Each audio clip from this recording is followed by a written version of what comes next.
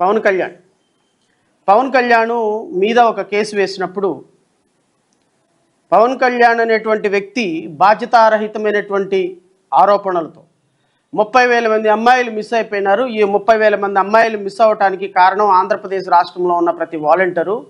ఈ 30,000 మంది అమ్మాయిలను వ్యభిచార గృహాలకి సప్లై చేస్తున్నారు అని చెప్పి అది కేంద్ర నిఘా వర్గాలు నాకు చెప్పినప్పుడు అదే నేనే ముఖ్యమంత్రిని అయితే ఆ 30,000 మంది అమ్మాయిల్ని 10 నిమిషాల్లో ఇక్కడ తీసుకొచ్చి కూర్చోబెట్టేవాడిని, డీజీపీతో మీటింగ్లు పెట్టేవాడిని, మానిటరింగ్ చేసేవాడిని. నాకు అధికారం ఇచ్చి చూస్తే ఆడపిల్లల్ని రక్షిస్తానని చెప్పినటువంటి ఉప ముఖ్యమంత్రి అధికారం వచ్చిన తర్వాత ఎక్కడికి పారిపోయాడో ఎవరికి తెలియదు.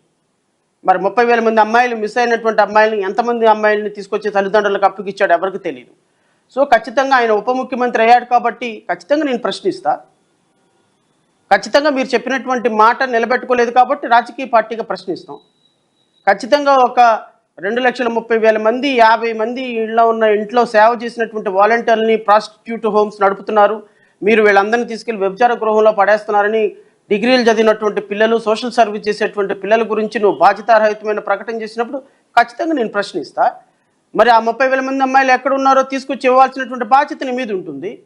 మరి వాళ్ళు వాలంటీర్స్ వాళ్ళు 5,000 రూపాయలకి వ్యభిచార గృహాలు నడుపుతున్నారని చెప్పినటువంటి నీ మీద కేసు వేసి నీకు అధికారం వచ్చింది కాబట్టి కేసు విత్డ్రా చేసుకుంటే మిగతా వాలంటీర్స్ చూస్తూ ఊరుకుంటారా?